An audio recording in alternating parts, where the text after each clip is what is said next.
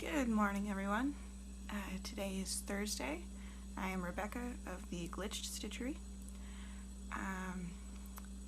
Today I'm actually going to be filming a few videos, but they're going to be released over the next week because I'm going to be pretty busy this weekend.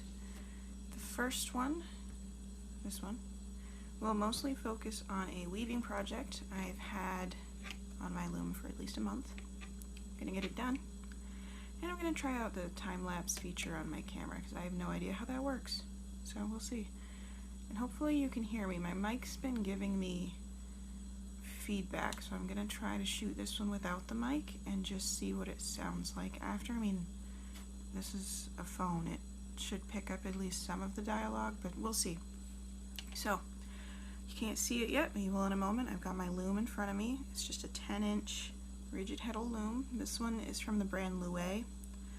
Actually, I bought it, what was that, last spring, so I've had it about a year now. They were having a promo at the time where you could get a free stand with it, which is why I went with this brand. It does have some really cool features that my Ashford one doesn't, like the pawls to turn the work and crank it around are made out of metal and have like magnets in them to hold them in place, so that part's really cool. My Ashford is plastic. I don't know. I wish that I had gone with Louet for the larger one as well, kind of. But the Ashford one does work well, and you'll see it in a future video. So, got my shuttle, got my scissors, got a comb for beating the work down, and most importantly, got my coffee.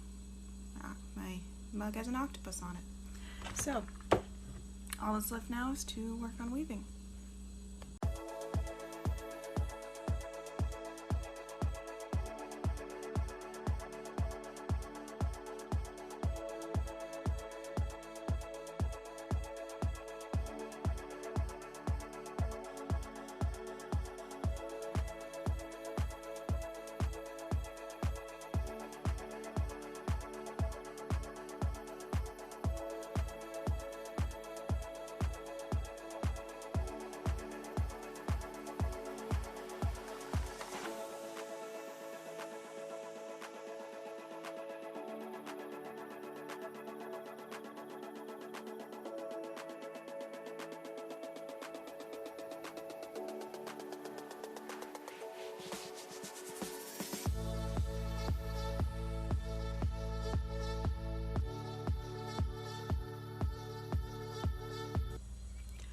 So I've woven as much as I physically possibly can on this piece.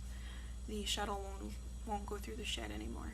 So this would be the point when I cut it off the loom. After that, I tie the ends as tassels.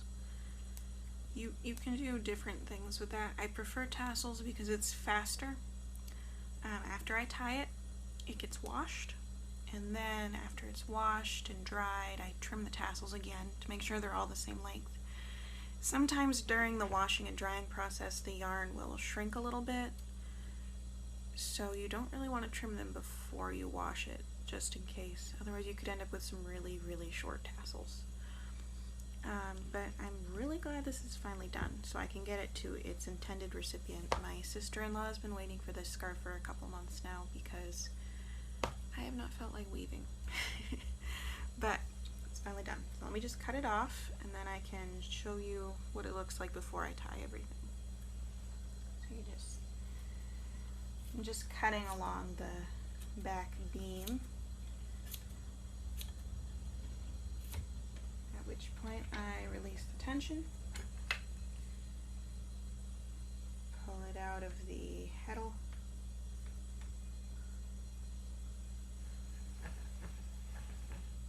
see, I'm rolling it from the front right now. The front part is tied on. I don't really like to cut that part because I need that length for the tassels, but I can at least take the stick out.